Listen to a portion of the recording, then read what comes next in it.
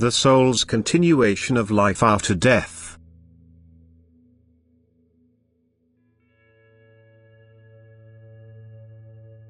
You can be certain that you will live even if your body falls prey to death, but the state of your life after your physical death depends on yourselves, whether your life will be a happy one which could truly be called life, or whether you will find yourselves in darkness and helplessness which are comparable to death, albeit you remain conscious of your existence and therefore have to suffer agonies. But it will never be the case that you will completely cease to exist, that you will no longer be self-aware and that your existence will be obliterated. And precisely because you continue to exist, you ought to ensure that you create a happy situation for yourselves while you are still living on this earth. Your future fate in the kingdom of the beyond is a matter of your very own will, since you create it yourselves by your way of life on earth. If it is a life of selfless love for other people, you can also be sure that a blissful fate will await you.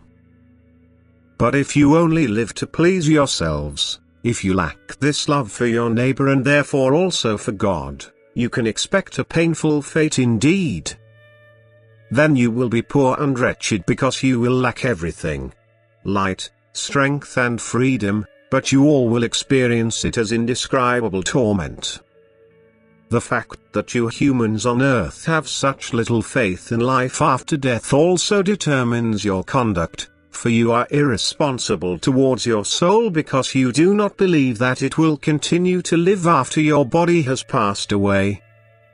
And you do not believe that the soul is, after all, your real self. It will feel exactly the same as it did during its earthly life. It will long for happiness and light and suffer bitter regret once it has gained but a glimmer of light whereby it recognizes its real task on earth and in retrospect blames itself dreadfully for not having fulfilled it. Whereas souls who may enter the spheres of light will sing praises and give thanks and are able to occupy themselves in full strength and freedom for their own happiness. The soul will never perish, but how it will experience its continued existence is decided by people themselves while they are still on earth. For this time was given to you in order to improve the state of your soul which, at the beginning of its embodiment, is still rather imperfect.